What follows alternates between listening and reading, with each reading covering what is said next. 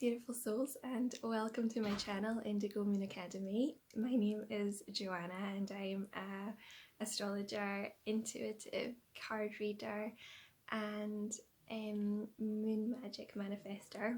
And I wanted to chat a wee bit about this month's new moon, which is occurring on the 20th of July. And for all you beautiful Cancerians, this can feel quite a very emotional new moon, and myself, I'm a Cancerian and really have been struggling this month with the powerful energies and how emotional it can be and how we're easily overwhelmed. So I really wanted to share about some tips that we can do together to really make this new moon less stressful. Apologies if you hear kids in the background, my little boy's playing outside. So this new moon is a very intense, emotionally intense one, and it's so important with it being in the sign of Cancer that this is all about mothering ourselves, mothering our energy in our lives, and how we can really work on softening our energy. And new moon is all about softness. It's about going inward. With a new moon, it's the perfect time to start manifesting our dreams, because it's where we start creating.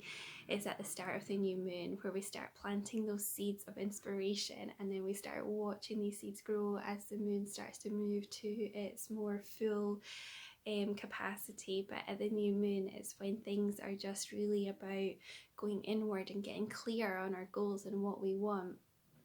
And this one is really about slowing down, and I just thought I'd share some ways that we can do that, because I feel like it's been really a lot of intense energies coming up. A lot of people have been mentioning how they feel physically exhausted, and I can totally relate to this, how no matter how much sleep you're getting, you're really tired. You might be getting really intense dreams because so much is coming up to be released that it's coming up in our dream time. And during those waking hours, if we're not really giving ourselves the time to focus and tune in to what we are needing to release, and these energies can sort of build, and it means that in dream time, that is when our subconscious starts to bring them up to be released. So if none of that resonates with you, that's fine. But if those of you are really feeling exhausted and feeling like things are just getting a bit tougher energy wise, and for all you empaths and introverts and light workers and starseeds, this is 100% for you. So I'm just going to share some things that I do for myself to keep my energy centered, because all of us are really busy. Some of us are moms, some of us have a lot of duties and things like that, business, doing our work, and just the stress as well of the changes that are happening on this planet. It's all culminating in a lot of anxiety within people. And as somebody who does deal with anxiety, I have had anxiety all my life. I've certainly tried to work hard on the tools that help me. So the first one, and the most obvious one, is meditation and mindfulness. And this is the thing that I've been teaching for a few years. It's one of these things that does really help me tune into my energy. And you don't have to be a well-seasoned meditation practitioner to notice the benefits. Everybody starts somewhere with this practice. It doesn't mean that you have to sit for hours a day and just try and clear your mind. That isn't really the point of meditation. Meditation is really about giving yourself the space to work through your emotions, to notice what is coming up for you, and giving you that time to work through that in your way, rather than try and push all these emotions down and try and ignore them. Meditation is allowing these things to bubble up to the surface without your control in a way, but also just to allow you to observe and see what is coming up. So the first point of meditation, and the easiest one, is to count your breath. rather than try and just focus on silence. Count your breath. So when you breathe in, that's breath 1, so you count 1, and when you breathe out, and then when you breathe in again, that's breath 2, and then you breathe out, and then you breathe in again, and that's breath 3. And then you do that up to 10 breaths, and that can just be you. You don't need to do anything else unless you feel otherwise you want to do another 10. But just doing that sort of practice, even that for that short period of time, can help you center yourself. And once you build that up and you feel comfortable just counting your breath, and you can only do that maybe once a day if you need to, or however you feel you need to, then you can start doing a little bit of a guided meditation. And there's so many. On my own Indigo Moon page, I've got some free meditations I've created that you're more than welcome to use, but on YouTube there's literally millions. And it's really about, the great thing about YouTube is you can look up meditation for anything. So if you're feeling really anxious, you can like guided meditation for anxiety. If you're feeling like you want to, you feel like when you were doing the counting breath, you find some things bubbling up to the surface emotionally, and you find that your heart center was starting to feel a bit blocked, and you can look for a meditation for your heart, for expansion, for healing your heart chakra. If you wanted to learn how to connect to your angels, look up a guided meditation for angels, and there's some really great ones, like I think Melanie Beckler or Ross Stone. I'll need to link below because I can't actually remember all of them to the top of my head, and I'm horrendous with names. But there's so many meditations that you can use, and just notice what you feel drawn to, what works for you. And I've been doing this for a few years, and I love doing guided meditations and learning about, going on your own sort of journey. And that's going to be one of the things that have really worked for me. So just starting a simple meditation practice, a simple counting breath. You can also get some great apps for meditating, such as I used to use Headspace.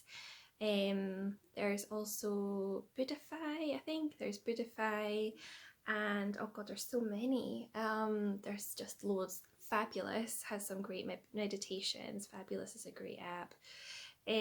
So there's loads. There's absolutely a ton of resources out there for you. So if you're wanting to learn more, then you've got a lot of support out there. So meditation and practicing mindfulness. And mindfulness is one of these things that we have to bring to our daily life. So it's not always the easier one, because you have to notice when you're feeling stressed. So you have to tune into your body and bring it to a level where you're relaxed, and you notice what that relaxation feels, how your body feels, where it feels softer, where it feels a wee bit like tenser. And then throughout the day, you have to bring your mind, your awareness and your breath back to your body. So when you're feeling like your thoughts are going off on a tangent, or you're feeling really overwhelmed or stressed, or you've got all these to-do lists, then just bring yourself back to your breath and your body, and notice within your body when these thoughts arise, where in your body that tension arises, and just take a moment to breathe into that space where that tension arises. So say, for example, you're feeling like a lot of tension in your shoulders, when you're feeling like you're carrying a lot on your shoulders, you feel like you've got a lot of to-do lists, you've got burdens, you've got responsibilities, and then you're starting to feel that tension in your shoulders. Breathe into your shoulders, imagine relaxing into that space. And that brings me nicely onto the next practice that is really great, which is some sort of exercise. And I just want to say, I used to think that, when you feel like you wanted to do yoga, and you thought that's great, it was brilliant, and for a few months it made your body feel really good, but then you started to get a bit bored and you wanted to do something else. I feel like it's a bit harder for people to be like, oh well, I don't know what else to do, so they just give up altogether. I've started to tune more into my body and start intuitively bringing more awareness into what my body's needing. So for example, when I've loved doing a yoga practice because it helps support my spiritual practice as well. But then when I get in a bit bored with it, and I'm the kind of person, when I get bored, then I'll just not bother, and I'm terrible for that. But when I do, I'm starting to notice, okay, what does my body want to do? Where do I want? What is it that makes me feel good? So maybe yoga for a few months isn't working for me, then I need to maybe change up my exercise regime and do something either a bit tougher, or even do something more fun, like just dancing, do a online sort of dance class on YouTube. Or maybe I just want to make myself feel stronger and fitter, so I'll do a more harder exercise. So exercise really helps us remove that tension where the breath can't get to, because when we're feeling blocked, our chakras start to close up, and it brings that sort of our mind, body, spirit out of an alignment, and that stress starts to accumulate within our main organ. So we start to feel really tense, and we don't feel good about ourselves, and then maybe we start to eat more rubbish, or we start to feel more drawn to, just slouching and not doing anything because we're feeling so tired. When you let your body know that you want to support it, and it might take a few weeks to get into some sort of practice, even if it's a simple one, just notice what makes your body feel good and just go with that. Don't feel like you have to go up to some sort of level. I mean, I tried so many different exercises, and I'm one to just keep chopping and changing every couple of months. I've tried boxing, I love yoga, and I always go back to it as my practice, but I also love doing sort of dancing around a bit and just doing something fun and silly for a bit, and that all shifts your energy. This is the powerful thing about it. It shifts your energy and it raises your vibration no matter what you're doing. It's as long as you're doing it with joy and it makes you feel good. So when you're pushing yourself and pushing your body just to get sort of skinny and get abs and stuff, and it's not really for a positive thing in a way, it's more just to try and make yourself be more accepting about yourself to others. When you're doing it for yourself and how you makes your body feel, then it's different. You want to do it because it makes you feel good and it raises your vibration. So exercise is a huge one, and there's days where I don't do anything, and I'll fully put my hands up to that. I'm not a great one for exercise, I really amn't. But I do notice that when I amn't doing it for a few days, I do feel like my body just doesn't want to do anything, and then I feel unmotivated in life in general. So exercise does help, and it could even be walking. Going out for a walk with the dogs really helps me. And that follows on to the next one, which is getting out in nature more. And I feel like so many of us have been stuck within the 9 to 5, and myself included, as I work for the bank. But when you're stuck in that 9 to 5 regime, it can be we feel a bit of more of a disconnection from the world around us. So when we go back into nature, it really sort of cleanses your spirit. It makes you feel like you're more uplifted, and I think that's it. The biggest thing about getting back out in nature. And even just, I'm not one for gardening, but I try my best. My husband and I don't do any gardening, but I do try and get out in the garden. I do sit in it. I don't do the weeding though, but I do sit in the garden. And even just doing that for a few hours a day, or even just an hour, it makes me feel so much better. So nature is literally nurturing our souls. So nature is so important, because when we think about it, on a basic level, we are all part of this earth. We're part of her. We're part of Mother Earth. And when we try to move ourselves away from her and try and distance ourselves away from her and stay in our sort of concrete jungle, it can make us feel very disconnected. So it's really important to get back to that. And the final one is to find things that make you have so much joy. Like, do something that makes you feel excited and alive.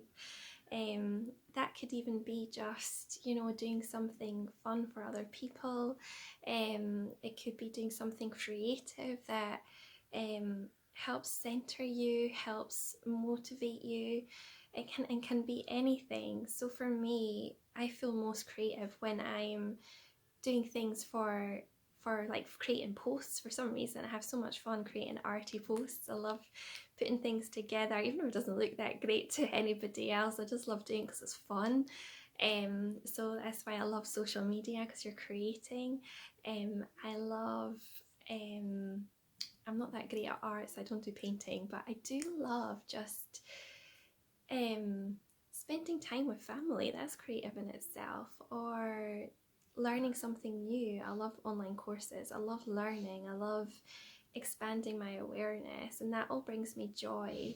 And doing something small, even if it's one thing for yourself each day, it helps raise your vibration, and it helps brings you that self-care that you're needing. And this is what the new moon energy is all about. It's all about self-care, and many of us are feeling absolutely exhausted right now, and we're not giving ourselves time and space to process our emotions, especially during some difficult times. And for some of us empaths who are feeling like the world can be on our shoulders, it's important to try and simplify our life in any way you can. So that could be just spending time with family, with loved ones, and just bringing your mindfulness practice into those moments where you're sitting in a quiet space, or you're sitting with a loved one, and you're just bringing yourself into that moment, because moments are fleeting, and life moves so fast that when we can look back sometimes and think, did I really appreciate those moments? Because they do go by so quickly. And just taking your time out each day just to appreciate even the small wonders, even on bad days, when you appreciate the small things, it can make such a massive difference. So I hope this video kind of helped you a little bit. I know it's a very simple one, but I love new moon energy. It's one of my favorite things. And just to let you know, I also have created a moon manifestation course, which is really more than just manifesting. It's really about connecting to your soul and doing all that self-care stuff I've been talking about, but aligning with the moon cycles. Because when we start to align with the moon, we start to bring our awareness into not only what we want to manifest, but we start living in alignment with ourselves. The moon has such a powerful force of energy that affects us all in some way. So when we start aligning with it, then we start seeing so many amazing things happen in our lives, and I'm a total testament to that. So if you're interested in learning more, then just click below my webpage, and feel free to sign up. And also I have going to be launching very soon the Goddess Collective membership site on Patreon, which I'm so excited about. This is really to support all my goddesses, light workers and starseeds, and each month you'll get some exciting content. Not only will you be learning how to align with the moon cycles, but also be learning how to work with the goddess and work with our own magic, and also learning about readings and tarot and all the exciting stuff. So please feel free to sign up, put your name on the waiting list, and I'll let you know when that's open. So thanks so much for joining me, and I'll hopefully see you guys next week. Thank you. Bye.